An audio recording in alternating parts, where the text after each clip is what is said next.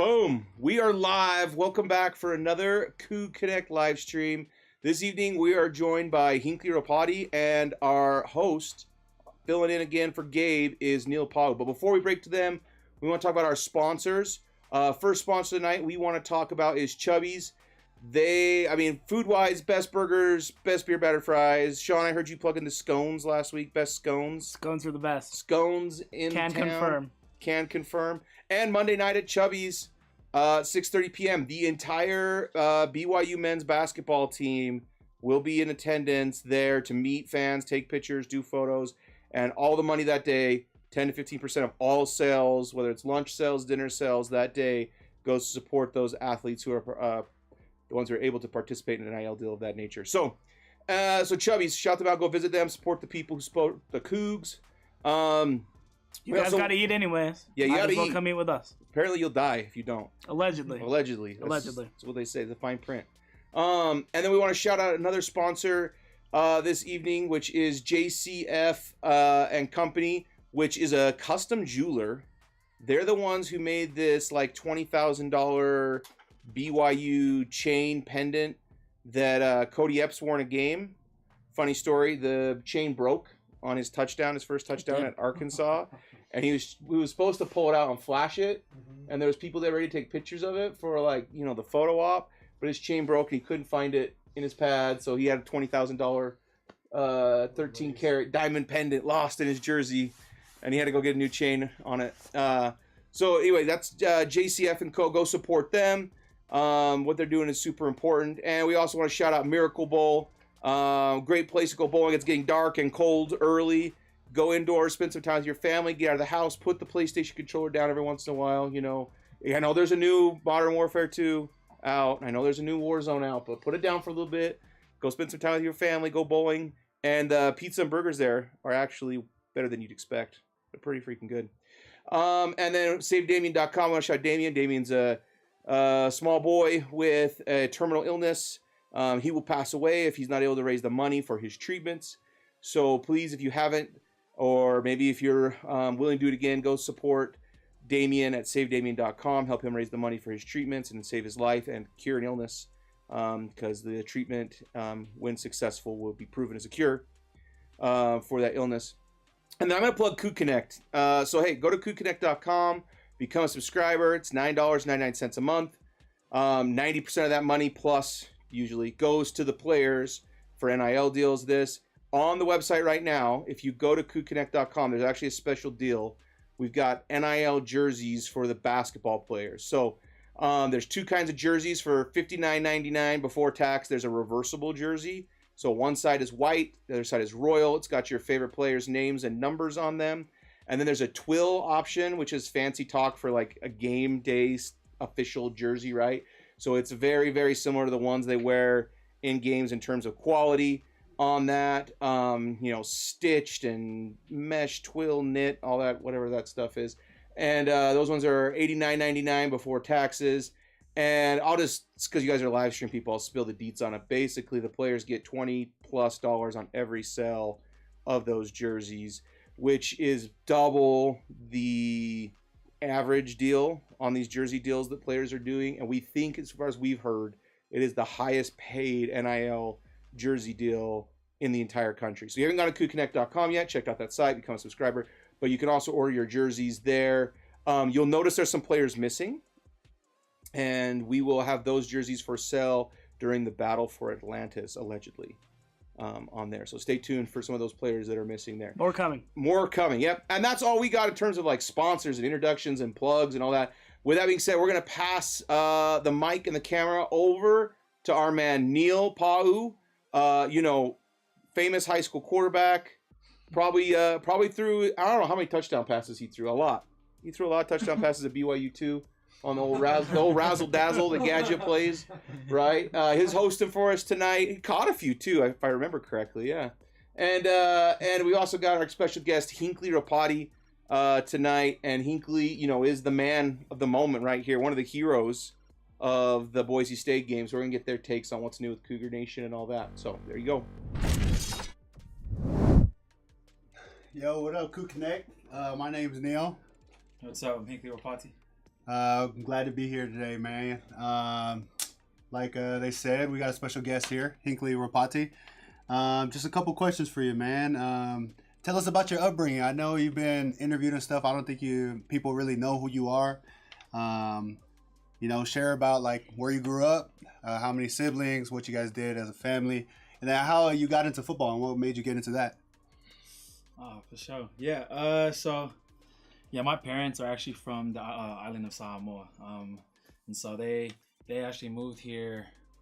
When was it? 4 months right before I was born, and I'm the second oldest of 7 kids. And so there's three of us older boys, and then we have 4 younger siblings that are all girls. And then so yeah, man, grew up in a big house. Very competitive.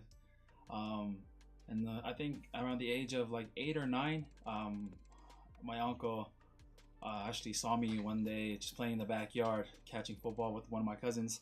And he actually is the one who suggested to my dad to, put me into football. And that's when I started playing flag football. And then from then on, never looked back. Just kept playing football every single year. And yeah, I mean, I grew up in Long Beach, California, or Compton, California, up to like when I was 11 years old, and then till like I was 17 in Long Beach, and then my family moved to Downey, and that's where I went to high school. And yeah, man, from Downey, I started my mission in the Philippines. Those were good times for sure. And then afterwards, I did a year at junior college, and then came here in 2020, and yeah, man, that brings us to the present. So yeah. That's lit, bro. Tell us about your experience with JUCO. Usually that JUCO route, a lot of people don't like to go there, but for some people that are afraid to go that route, what would you like? What kind of advice would you give them? You can even talk about your experience at I think it was Cerritos. Yeah. It was so. Oh, that's actually that's a good question. I mean, it's definitely the road less traveled. A lot of people. A lot of kids coming out of high school, obviously they want to go directly to D1, and I think that's perfectly awesome. And if you have the opportunity, by all means, take it. But not a lot of people can get the same type of exposure. And there's plenty of great players that are out there that don't get that opportunity. And it doesn't mean you're not good enough to play at this level or whatever, or anything of that nature. It just means that God has a different path for you, and I think that's my biggest advice is to never rule it out. JUCO is just another opportunity to get some more exposure. When I was what's that called, my mission, I was actually originally committed to Dixie State, and which is Utah Tech, who we're gonna play next week. But interesting, like 6 months before I was about to come home, I just had this feeling that I feel like I can play at this level, and that's the biggest thing, is you got to be your number one believer if you want to survive the JUCO route, And so, yeah, with a lot of prayer, I just told myself I'm gonna bet on myself, and I took the JUCO route, came home, and enrolled at Cerritos when I got back home around November 2018. So I had a little bit of a 7 months preparation before the 2019 season. And it was awesome, man. It's definitely a grind. Obviously, you gotta. It's not like Nice. Man, what I worked. I actually at that time I worked a night job, a security night job from 11 to 7 every night, and yeah, that was definitely difficult time. I mean, you work from late at night, and then afterwards. Oh, whoa, spider right here. Yes, sir. It's okay, we'll put it gently down right here, okay? Right there. You good. You got interested in the story too. But yeah, I mean, it was definitely a grind, working on a 9 to 5, a graveyard shift, and then having to, go to school the next day, and then at the same time go homework, and then trying to fit in sleep at the same time. It was definitely a grind, but I look back at it, I wouldn't have had it any other way, so. That's dope, man. I think I agree with you on that advice. Just go where you're loved. Yeah. Go where they want you. Thanks. Able to play, and with social media now, you'll be able to somebody will be able to find you, whether it's a new D1, and if you're willing to take that next step, they'll find you again. Yeah. That's dope. Playing running back, that's kind of been obviously your position here. Yeah. When did that kind of start for you? Did you always want to play running back? Did you? Yeah, actually, I've always loved the running back position. I grew up playing running back since I was young. So that's the first position I played. And then when I got to high school, my freshman sophomore year played running back. I transferred to Downey High School my junior year, and they had me at receiver.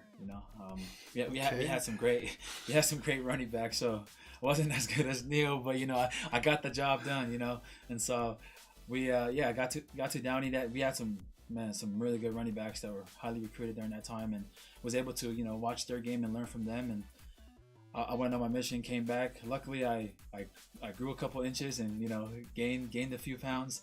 And so when I got back, I just fit the running back, I guess. How would you say, eye test, I guess. And so I got back. They said, hey, you should play running back, and then started training again at the running back position, and I feel like it just became I would say natural, but it started to come back, and I've been enjoying it since. And that's lit, man. Did you who do you model your game after? Do you like anybody now? When you were growing up, who was one of your favorite running backs? Share a little bit about that. Oh yeah, most definitely. I mean, growing up, I've always watched Adrian Peterson. He had this highlight. I remember I was a freshman in high school, and he had this unbreakable highlight on YouTube, and I would watch that every day. And then my at the end of my sophomore year, it was Tavon Austin's highlight. You know what I mean?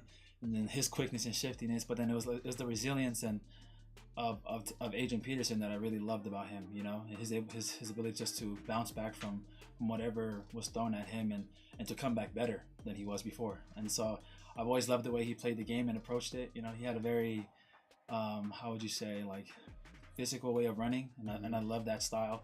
I love runners like Marshawn Lynch. I think he's one of my favorite runners, and I try to, how would you say, like, model my game after his. I love the physicality and the way he runs, but at the same time, his ability to be explosive in and out of cuts and to make dudes miss in open field when needs to. And then more recent times, running backs like Saquon Barkley, very fun to watch.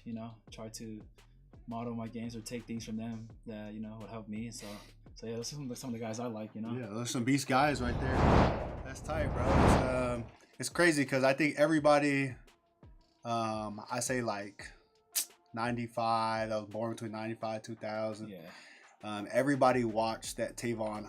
I know I didn't watch the Adrian Peterson one, but I watched the Tavon Austin one in high school before every game, whatever game it was. And when I was his teammate in Buffalo a little bit during training camp and OTAs, I asked him that question. I was like, hey, so what are your thoughts on, like, when people come up to you and say, like, hey, we watched your highlight for weeks, days, almost every single day before every game, whatever it was. He's like, I didn't understand the impact that I had or how dope it was until 10 years in the league.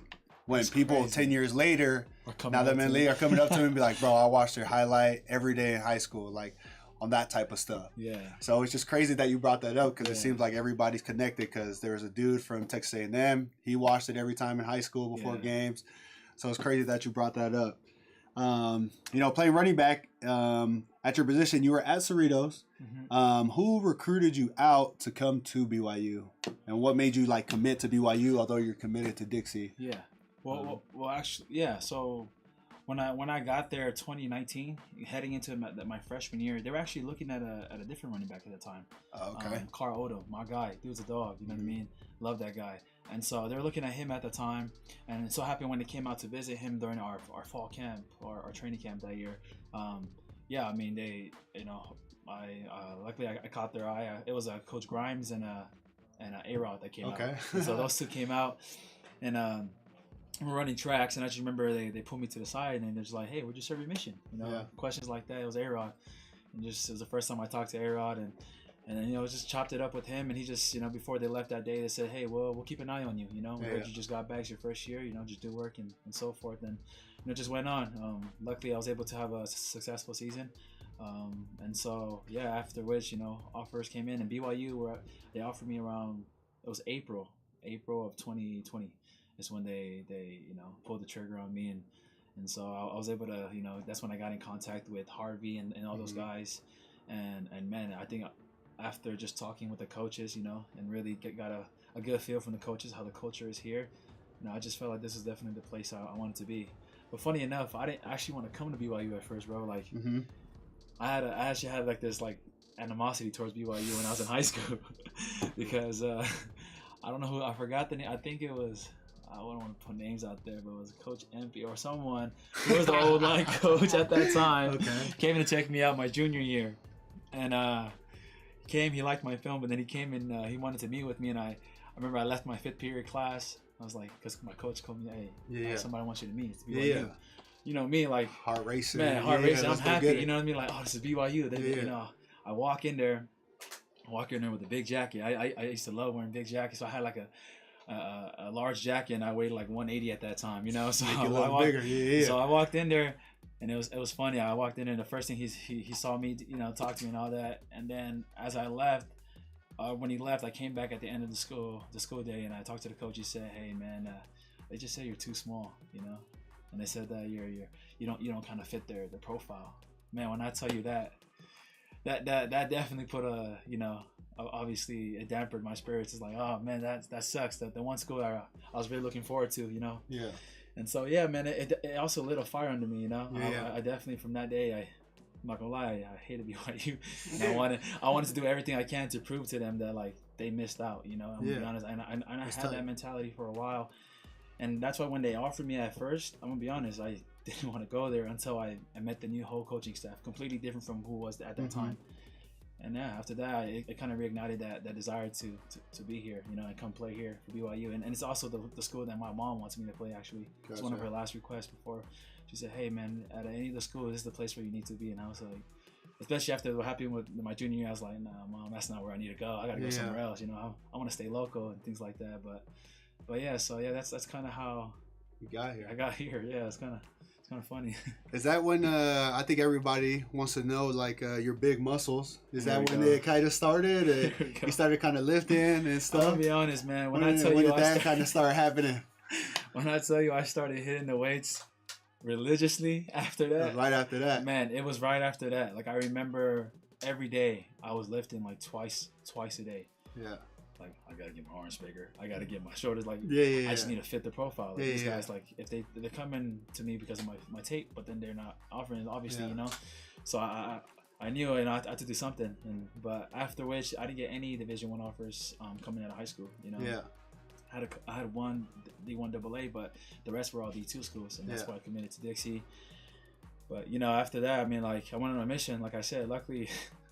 I don't know. The Lord blessed me with, you know, I always thank God for this. He blessed me with 2 more inches on my height, you know. I had a little bit more weight to me, you know, put some weight around me. So, you know, I always occurred to my mission, you know, going there and coming back, being able to grow a little bit more, fill up my frame a little bit more, and just came back and really just, man, when I came back from mission, like I told you, I had like a 7-8 months to work out right before my first freshman year. Yeah. And when I tell you, all I did was like kind of bodybuilding type stuff, workout. I mean, that's what my cousins and all them do. So we worked out twice a day, you know, early in the morning, late at night, maybe just get one in the middle just for fun. Like, because I had nothing else to do. I just came fresh off the mission, you know. So it was a lot of time when you're lots of time, man. Lots of time. Man. I felt like they were spent well, right? Yeah, no, they were. So get this, we're all roommates. Me, him, Uriah, Leotawa, and then Tyler Algier. We're roommates for about 2 years. Yeah. But there was only 3 of us. So it was me, Uriah, and Tyler. We're all living. Uriah texts us, "Hey, can one of the guys move in with us?" And we're like, "Yeah, sure. Like, it'll help with rent. Like, we won't have to pay as much." So we're just like, "All right, yeah, move dude in." So he moves in. And then that's how we kind of became roommates. But then that was the first time, our first interaction with him, and being able to see how strong the dude was and that whole type of deal. So that's how we kind of met him. We met him before everybody else kind of met Hinckley, but now it's even doper to see 2 years later what he's doing now. But being with Tyler and living with him and y'all playing in the same room and being able to, you know, live right. Like you, Tyler, you know, Lopa. I mean, all the guys were like when it came to your guys' mindset, you know, it was like there's no playing around. You guys all had the same goal. You know what I mean? Get to the next level, obviously, and you guys wanted to be great at whatever it is that you guys are doing. And that's the first thing I picked up, you know. And then obviously Tyler, being in the same room and competing, you know, every day in practice and things like that. I mean, the biggest thing I took away from him is, for me, if you guys haven't noticed, this kid hasn't gotten. I feel like that's one of the biggest things I took away from him. And also just, like I said, I love violent runners. You know what I mean? And obviously Ty is, you know, when it comes to BYU running back, he's the epitome of a violent runner. You know, somebody who goes downhill, but at the same time, he's good with his feet, able to make guys miss in open field. And so being able to watch that for the past 2 years has definitely, you know, I feel like leveled up my game. You know, coming here, I feel like I was not as, how would you say, multi-dimensional as a back. You know, he was very, I just wanted to take the ball and just hit the hole. You know what I mean? Like, it's okay. I think I'm strong than these guys. Then I come to realize, everybody here is strong and fast. So it's like, you know, and so kind of seeing how he ran the ball, and one of the biggest things I feel like I was able to take away from him, you know, and yeah, man, I really enjoyed it, man. Other than him being a goofball, I mean, that's all of these guys, man. If you're around this all day, man, it's always jokes. But when it came to, you know, football, it's always business, you know, and it's always about getting better at our craft every day, and that's the one thing that. In the summers, man, you know, this guy, him and they were always up every single morning, and I slept in the living room for a little bit, you know, for those 2 years. So I would always hear these guys get up right away, and so that's been huge. Like, you know, them, you know, being accountable to themselves and to each other, you know, to work out and to always get better at your craft every day. That definitely wasn't like inspiring. It instilled like really deeply in me. So yeah. No, that's true. Some advice that I'll share for y'all, some that I shared with him, was that, and I think some that I share even to some of the BYU players while they're getting injured, I tell him all the time that the most important season is the off season. I don't think a lot of the guys are taking it as serious as they should be, which is leading to some injuries during the season. He used to think that like I just be messing around in the weight room all the time, and you know, during the season. But there's a difference between I did all of that. Now it's just to be able to maintain and stay available throughout the season. And some of the guys don't understand that, where they think that it's part of the off season, which it is. But then when you get into the season, that's where it's also even more a priority type deal. So I shared that with him, and I just love to share that with you. Also, another thing that I know he picked up from Tyler was the 30-piece Wingstop thing. I don't know. Tyler, if you guys didn't know, before games, we used to get fed at the hotel, and Tyler would eat about 20 to 30 wings before he went and rushed for 200 yards. So I don't know how he did it, but he did it, and he did his thing this past Saturday. So tell us about that. Tell us about like leading up to, you know, Harvey talking to you, Kalani talking to you about getting your first opportunity, your first real opportunity. Oh, yeah. Actually, rewind that. Talk about it, you know, getting your opportunity from Notre Dame. Yeah. What you learned from that. Then say, hey, this is going to beat you this week. Go ahead and do your thing, and then go about it. No, for sure. I mean, obviously, we all know what happened in the Notre Dame game, you know. I had an opportunity early on in the first quarter to get in and spin. Went in there my first run, and, you know, everybody knows the result. I fumbled. Luckily, we recovered it, but, you know, as a especially at this level, you know, I mean, Coach Kalani always preaches the most important thing to us as a program is taking care of the ball, and you know, he definitely made sure I learned that, and so, you know, from that game on, it was just a matter of improving on ball security. You know what I mean? If that's something I need to work on, then every day at practice, that's the only thing I focused on. Joke around about the ball. They don't joke around at all, and they made sure I learned that lesson, and I'm very grateful for it. You know, and so obviously throughout the season leading up, there was from Notre Dame to Boise, there's about 3-4 games in between, and just, you know, sitting on the sideline and just trying to, you know, watch and be there for my teammates. Obviously, you want to be in there and make plays and also help your team, but at the same time, you got to understand. It helped me learn the importance of ball security and, you know, how much it can affect the game and things like that. So that's kind of what helped, you know, leading into the Boise State game. By the time I got to Boise State game, that wasn't really a focus anymore, because, you know, it's just a matter of go get it. And, you know, going into the Boise State game, obviously all the backs were down, you know, and so I knew the next time I would get my shot was if, you know, everybody else was not able to go, and that's just the truth of the matter is, and that's just should. I mean, I had to learn my lesson, you know, and so, you know, got my opportunity at Boise State, you know, was able to roll with Beanie, and yeah, I mean, shoot, they throughout the whole week leading up to that game, you know, they actually didn't tell me, hey, remember, ball security. It's funny. All they were telling me is all like, hey, we just want you to go out there and have fun. That's all Coach Kalani and Harvey said. They weren't harping on ball security. It's all like, we know you can do it, kid. We just want you to go out there and show the road and just have fun. And that's all they said, which is, you know, a whole different tone from the weeks before. And I'm glad it was. So I wasn't worried about, you know, taking care of the ball because I know it's something that I've already, you know, worked on and things like that. So I just went out there and just, you know, made the plays that needed to be made. You know, just was able to. I'll tell everybody, man. Any of our running backs could have made those plays. You know, just fortunate enough that my number was called and, you know, everything just worked out the way it did. So yeah. Tell us about that long touchdown that you had. What'd you see? You knew it was a screen. Did you think it was going to be open the way that it hit, the way that it did? Yeah, I mean, well, first of all, it was a great play call by A-Rod, right? Mm-hmm. I mean that, and it was also just perfect timing as well. I mean, Yeah. You see, everybody saw how hard that D-line all rushed upfield. They came upfield like wild dogs. You know what I mean? So it just worked out perfectly. That was our what's that called? Wide screen to the left call. Mm-hmm. And so, yeah, man, everything just worked out. I mean, the O-line did their job. Everybody was on their blocks. The O-line got out really quickly, you know, sell the block and then get out to the flat. And then when I caught it, as soon as I caught it, I looked around and I looked up and I just saw everybody on their blocks. Like that's when I knew, like, oh, this has to go to the house. Yeah. I may have to make one or two people miss, but it's just Which like you did. At that point you just gotta react, you know. And so everybody made their blocks. I just saw like one time, I think it was Joe, you know, Connor. Yeah. I think it was also what's his name, Clark, and they just were all on their blocks. They came, took one dude out. And then if you look upfield, you see what's his name, Cosper and Jace just blocking their butts off. You know what I mean? Yeah. And that's what made that play work. It's everybody doing their 111, and it was just up to me to make sure I just run exactly how they're blocking it. You know what I mean? So it worked out the way it did. Just make one guy miss, do your job, and then just, you know, ride the way to the crib, man. So yeah, I knew you had a little celebration plan. For a lot of people that don't know, so Flowers' mom, she's passed away. So he had a little celebration and stuff. With that game, knowing that, you know, you wish you could be there, what do you think she would have said? What would you have said to her? Type deal after that type of game. Yeah, man. Yeah, I mean, shoot. I feel like my mom was definitely my number one supporter in everything, you know. And I always tell people, like, everything I am, all that I am is all because of her. You know, the way I approach the game, the way I love, the way I approach my relationships, the way I deal with people in my life.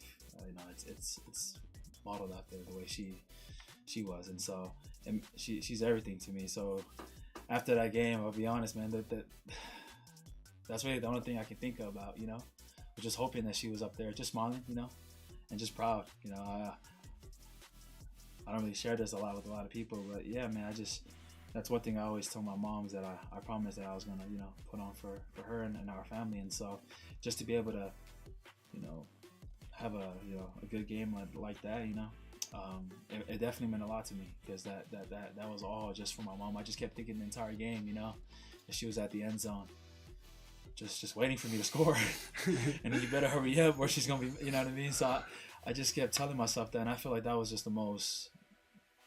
I think that's the most I've ever been motivated, just knowing that, you know, my mom was there in spirits and that she's celebrating after every game. That's the first person I always go to after every game. And, you know, I always tell, you know, since that game, I'll tell people, man, that's the one thing I wish happened. You know, I wish she was right there just to hug her one more time, and I'll give up anything just to hug her one more time. And so that thought really just motivated me throughout the entire game, you know, just to push me, just to do whatever it takes to, you know, do my part and help the team win, man. So yeah, man. Shoot. And you guys did, man. Thank goodness. We were watching the game. You know, we obviously lost last year, being 6-0, 5-0, whatever it was, and we lost. And the receiver from Boise State got drafted to the Bills, and he would bring up that game every single day while I was over there. And he still brought it up. He didn't want to bet me last week on the game or whatever. But we did talk about that game every single day. So now that y'all beat them, and who knows when we'll play them again, we got the last laugh. You know, talk about that picture that you guys had took. I remember 2020, we took a picture. We were live.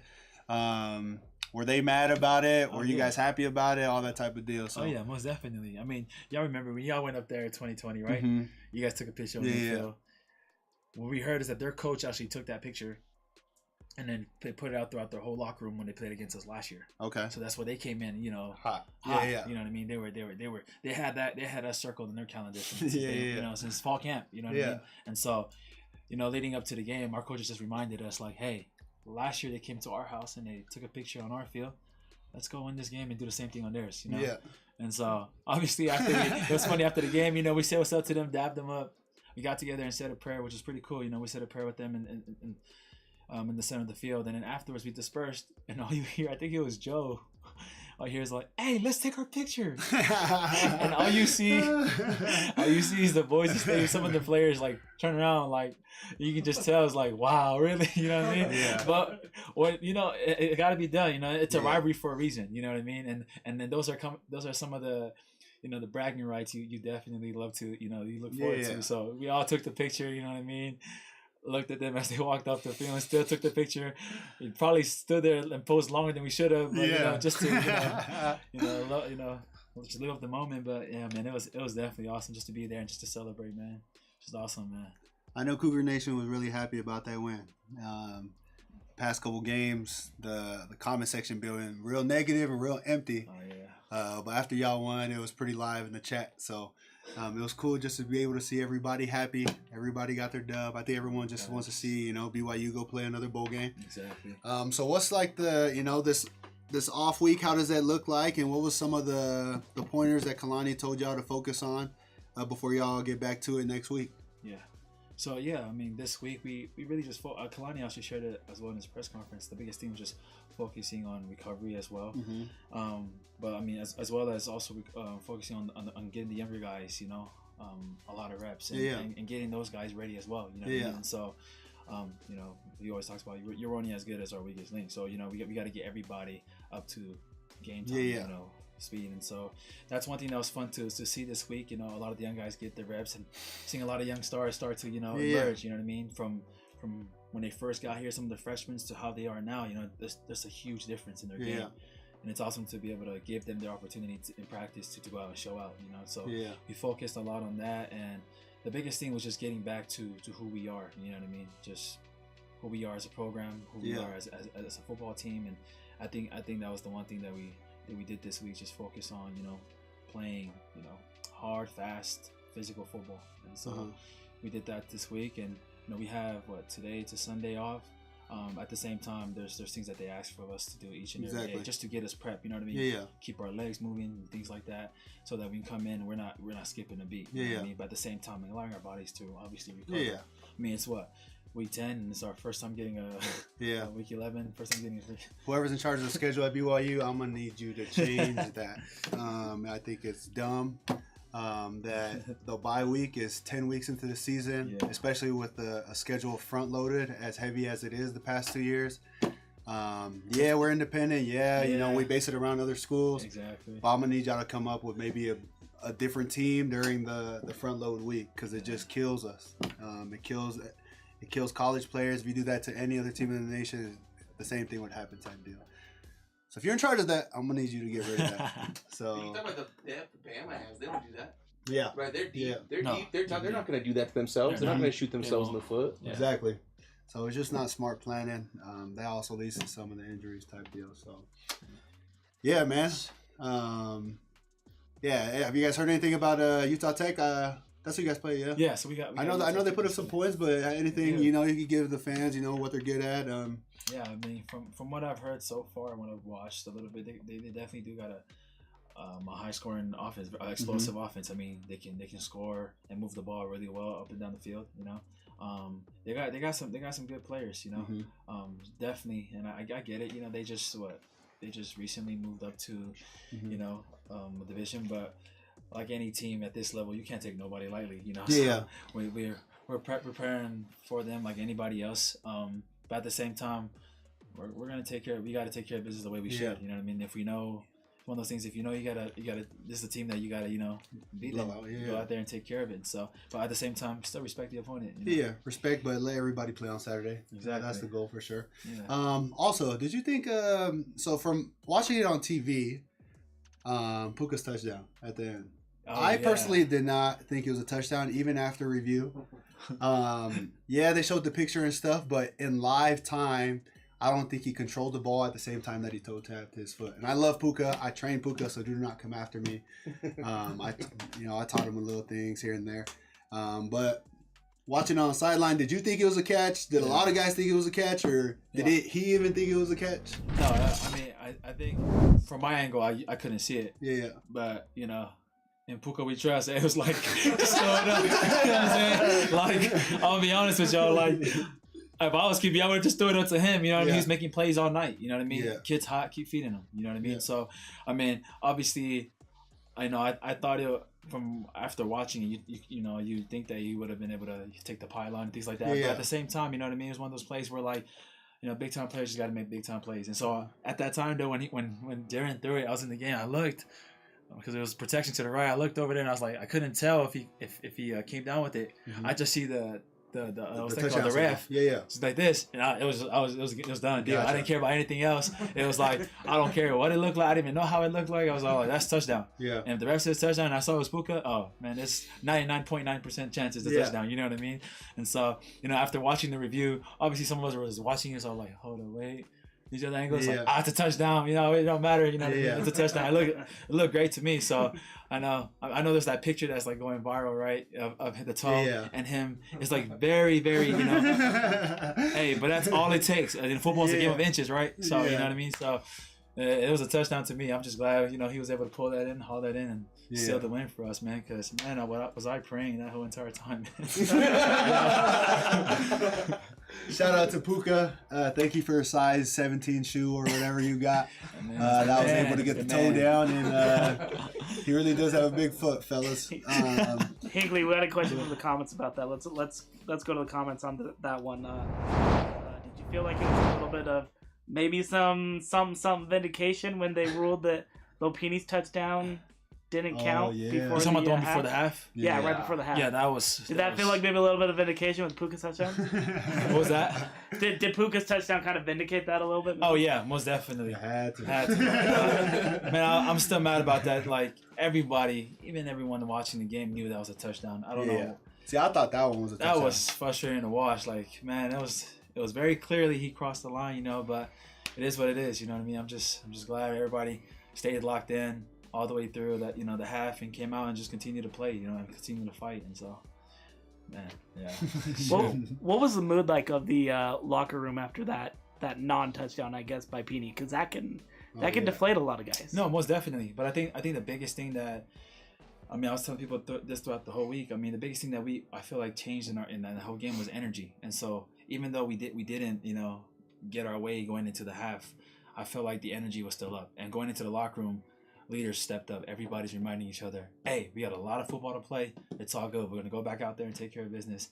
And so everybody's just reassuring everybody, you know what I mean? Everybody definitely was locked in. So, I mean, although we didn't get that, you know, that tutty, I felt like it didn't really affect us, you know, coming in.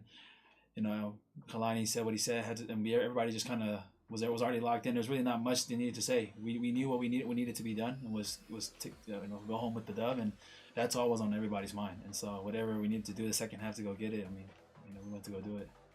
So yeah. Hey, I also noticed we called more. I don't know. I guess you call it power with Freeland up the middle. Are we not called that much this year? Was that kind of a new wrinkle we put in this week? Or have I missed it in the past? Mid zone, but with the lead. What kind of zones? With the lead, so we ran a lot of our a lot of our mid zone games off of when we pull our guard and also tackle, and so yeah, we definitely did call that a lot the last game, but it's all by personnel wise and what you depending see on the game plan, and so this week it just so happened to be a mid zone type of week. Be a mid zone type of week. I mean, last year we saw that how well they played our outside zone, you know what I mean? And I think that's what they prepared for this game. And so being able to come and counter that with our mid zone and let them stretch themselves out of the play, and we just hit it inside for those 4, 2, 3 yards runs, you know? I mean, definitely, I feel like made a big difference in the game plan. So yeah. But that's you've had that in your back pocket. Yeah, it's always been there. Just the right time to use it. It was just a matter of exactly when to use it, you know? So yeah. And then I want to ask Neil more than anything this question. So I have noticed, since going back to even your junior year, I don't know if that's when Fessy came in, but our receivers block really hard, and they block for a long time. You talk about Chase and Braden blocking on your tutty. Can you talk about that as like a huge point of emphasis? Because I think it's more at our school than a lot of programs where we're blocking that hard. Yeah, I think it started with Fessy. Fessy was a big guy on the play versus the play. And that was pretty much, he gets tackled for a 20-yard gain, and you see that a receiver was supposed to go cut off backside the safety that ends up making the tackle. And that could have been the play that led to the end zone. Mm-hmm. So Fessy, graded us not only on, our catches and our routes and type deal, but also the blocking deal, which made us a complete kind of receiver. And that's the way he saw the game. So, that was his point of emphasis. So whenever, we come back on Monday and watch the film or whatever, that he would bring up certain plays that we didn't block as hard or we blocked the way that he liked it. Yeah. So that was just kind of a point of emphasis in the way that he conducted the room. Because you can go back to a lot of Tyler's big touchdowns. Yeah. And there's there's Puka, Exactly. there's Gunner. Yeah, we did our thing. 20 yards down the fild, still taking care of business. Exactly. And that's the difference with a 35-yard run and a 50-yard touchdown. Yeah. So Tyler, you're welcome. For all your yards, 2,000-yard season, whatever you had, you're welcome, buddy. So I feel like a lot of people don't really understand that. Like, a lot of those big runs don't happen without everybody doing that. Giving them that extra effort. You know what I mean? Just block your guy all the way to those. And I feel like Fessy always make it a point in their room as well. You know what I mean? You don't want your guy to be the one to make the play. yeah, That should be embarrassing, And so everybody takes pride in that, making sure with the guy that they're supposed to block, it's not the guy who ends up making the play, no matter if it's 30 yards down the field or 40 yards down the field. You know what I mean? So, exactly. And if you're not like catching the ball, go block somebody instead. Yeah. So. Yeah. And since Puka was catching all the balls, might as well go block somebody. So, so yeah. Higley, has there been a downfield block that surprised you at all this year? I'm thinking of one on your big touchdown. I guess it was a pass, kind of that screen pass against Boise. But has there been a downfield block where you looked at a receiver and you're like, okay, son, I see you there, something that kind of stands out to you this year? No, not really, because I feel like every single one of them, it's just something that they've all always done. You know what I mean? Starting from when these guys, they've set that tone, for all the younger guys who are now stepping up right now and doing the same exact thing. And so it's not really a surprise, It's just really just excitement. I don't know how to explain it, but when you as a runner, when you have the ball in your hand and you see everybody just working their butts off, you just tell yourself, you have no choice to get your butt in the end zone. You know what I mean? So these guys are blocking their butts off, and That's a really long-winded way to say Kibo. Yeah. No, that dude's a dog, man. Shout out to Amy. She's one of our favorites on the stream. She's with us every week, and she wants Hinckley to call a shot a little bit for next week. So we've talked enough about Boise State. We're gonna move on from Boise State. You guys have moved on. Yeah. We're gonna move on to Utah Tech. Chance to get bowl eligible for you guys. And Amy from the chat wants Hinckley to call his shot, but she's not asking how many touchdowns you guys score this next Saturday. She wants to know you got a little special surprise, a little tutty celebration for the home fans for when you do score next Saturday. Oh man.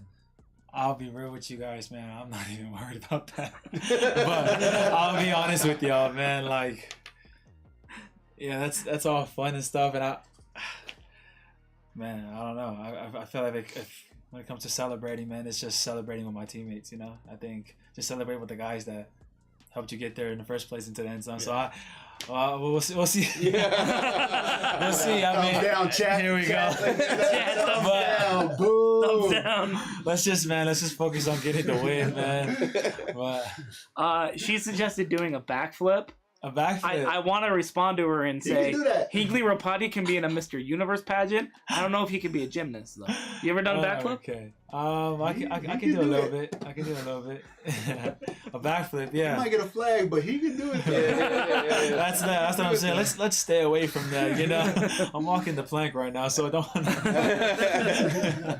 How many gritties can you get away with? Because Kibo got right. He got 4 or 5 in. Yeah, no gritty. That's worth a 15-yarder. You get away with 2. Mason's got away with doing it twice. Mason Wake's done it 2 quick ones. Yeah. Kibo's a little extended. What's the cutoff line? I heard it's celebrating towards your sideline and celebrating coming towards your sideline. It's okay, but if you're celebrating, I think within the end zone, the premise of the end zone, and towards the crowd and their sideline, then that's when they throw the flag. That's from what I understand. So I guess as long as you're gritting to the sideline and dabbing everybody up, it should be good, right? Should be good. Kevin, you got one? Did you get to keep your touchdown ball? Or no, I didn't. No. Oh, dang. Yeah, I don't know where that ball went. Do you have any balls, Neil? No. Yeah. No, I do not. Gabe says he steals them. Right, Gabe Judy. Yeah, you have. Oh, He gets a pick. He runs to the sideline celebrating, but he doesn't give him the ball. And then he gives it to a guy on the sideline and says, "Hey, go stash this in my locker. You're gonna put this in my bag." Well, hopefully he has a lot. From Vandy, he does. I was gonna say he doesn't have a pick yet. We're still waiting. We're calling you out, Gabe. He guaranteed you one, right? He gave you, He did. When actually. you were on, he guaranteed you Against one. Boise. Yeah. Yeah, it didn't happen. Nope. Come on, Gabe. That Gabe. He's calling you out. Come on, Gabe. Neil's calling you out. Be better. Last thoughts? We talked some about Utah Tech, and I'm just very interested, Hinckley, with your history with them. This was a school that back when they were Dixie State, they recruited you. You were, I don't know if I should use the word committed, if you were formally committed, but you were kind of leaning towards them in a lot of ways before BYU came into the picture and whatnot. Have you sort of thought about that with your regards to your journey with them coming up on the schedule, kind of how far you've come and from when you were looking towards them and now being at BYU and getting ready to play them? Yeah, I mean, I got nothing but love for them. Obviously, when Saturday comes, it's between the lines. But between the lines, exactly. But it's nothing but love. Obviously, they're the first program that believed in me. I mean, they were the first one who offered me out of high school. So it was actually out of high school when I was committed to them. So it wasn't after JUCO. It was right after high school. So and then they were the first offer I had at all the schools, and so they got obviously a special place, just because they believed in me, and they kind of put my name out there. But it's a whole new coaching staff, whole new staff that's there right now, and so not really a lot of relationship or anything like that, and so I'm just looking forward to go out there and just get in the win, and I mean coming out here and get the win and go bowling with all the boys, man. I was gonna say chance to get bowl eligible. I mean that's got to be kind of front of mind right now, that's right? Literally the biggest thing. I talk about bowl eligibility. What's the best bowl prizes you got, Neil, in the time there? What's the worst? What's the best and the worst bowl prizes you got? Oh, asking Neil that calls some people out now. Yeah, I like it. The worst bowl game was last year. Yeah. That was the worst bowl game. I wish no one would go there. So when we heard Louisiana, we thought we were going let's go downtown type deal. Yeah, so we thought we were going to be down there, but it was nothing compared to that, even close. I'm trying to think. Best bowl gift. Yeah. Someone told me the Boca Raton, you guys, was it a gaming console or a TV? Like you got a decent prize at the Boca Raton. There's a TV. Oh, yeah, I guess I could say that. I think I got a TV from one of the bowling games. The things about the bowl games, like, you get like a certain amount of points, and then they give you like a series of like gifts that you can choose from. You know what I mean? So it's like each one is categorized by like 1 point, and they're usually like smaller gifts, or you can use all your points. The cheap gifts is like 1 point. Yeah. And then usually the one More or the expensive. bigger gifts, like a TV, that's all your points. Yeah, 7 So points. it's like you either get one big one or you You can just get. distribute, amongst Let me whatever. get 2 points on this cool little charger, or Yeah. 4 points on some headphone type deal. So, Okay. but usually the weaker bowls, the less points you get. The better bowls you go to, which is obviously the better the season, the more points you get. So, yeah, I think mine would be a TV though. I think. What about Mine's yours? my Beat Studio. I got the Beat Studio by Dr. Dre, headphones? the headphones. Yeah. One I used for game day. Yeah. Yeah, I got those from last year. I used all my 7 points on that one. Yeah, I love it. Well worth it. Yeah, so it kind of just depends for real. So, For sure. yeah. We gotta get you out of here on this one. So one of my favorite stories, Hinkley. I've touched on this a little bit with you. I did a little bit with you right after the game. But this goes back to your running backs coach. It was either the first or the second year you got here, and we were at BYU Media Day in the broadcasting building, right? And there's a bunch of us, me and a couple other reporters. We're just sitting around this table with Harvey Unga, Coach Unga, and Coach Unga. We're asking him about the guys, and obviously Tyler came up at the time, and you got to ask about Lupini at the time because he's been here for like 17 years, give or take. So we're asking about all those guys, and I go, oh, you just barely had a JUCO transfer join you, this Hinkley Ropati. Like, what can you tell me about him? And I'll never forget, Harvey kind of sat back. He goes, Hinckley, man, that kid, we go to the weight room a lot because we're running backs. And a lot of the other guys lift weights, but that Hinckley Ropati eats weights. Here we go. Because you're just He for sure does. just hammering away in the weight room, right? So I say all of that because once again, Amy, shout out to Amy. Amy wants to know how much you squat. What's your max right now? Yeah, what's your squat max, bro? Well, we actually just maxed out this week for lifting, Are you allowed to say? and He has a number in his head. I was able to get up to. I actually stopped at 210 kilos, just to there's no need to go to. It's not much at all. That's but pretty good. then off season, Pretty good. I like to In think season? I can get up to like 240, 250, and so That's pretty good. it's okay. Yeah. A lot of room for improvement. Is that... Okay, I'm not gonna ask the second part of that question. Sorry. What's the second part? What's the second? So 240 kilos to pounds is 530. It's pretty good. Pretty good for a Pretty running good. back. Pretty good for an O-lineman. It's pretty good for a D-lineman. It's pretty good. 530 pounds. Pretty good. I mean, it's not Jake here. It's not Jake here, but you know. Much higher. The second part of Amy's question, I'll read it straight up. Are your quads that gigantic because you can squat that much, or do you intentionally have to work to have those insane quads? I can't ask that stuff. Amy's asking. I tell you all the time, man. Our media team is really good. Just tell you that, they're good at making us look good. So, yeah, man. So whatever they do, I mean that's why we look so good, man. So shout out to the media team, man. That's funny. That's what I like to hear. All right, Kevin, last question. You got nothing? Yeah. All right. Chat, I think we're done. There's weird stuff popping in the chat. It's We probably probably time to end it right there. Don't click on anything in the chat, Yeah, guys. do not click on We'll those clean it up. links that We'll those clean it bots up. just put in the chat. I'll just tell you that right There now. we go. Especially if you're a junior high student. All right, so Final thoughts. I'll say something. yes, sir. Moms, we love you. That's probably one. And two, with a lot of these seasons coming through, the best, the most important season is the off season. So continue to work hard and go where you're loved. So that's just some of my final thoughts. Thank you, Hinckley, everybody, for coming, man. Appreciate y'all for having me, man. Nah, just always tell those that you love and hold dear to you. Always tell them that you love them. Always take the opportunity to love those around you, because you never know. But at the same time, live life and have fun, man. Very good. Just quick, chat our sponsors again. We're thankful to Chubby's, JCF and Co. Jewelers here. You can follow them on Instagram. You can get custom BYU pieces. They do have BYU official licensing.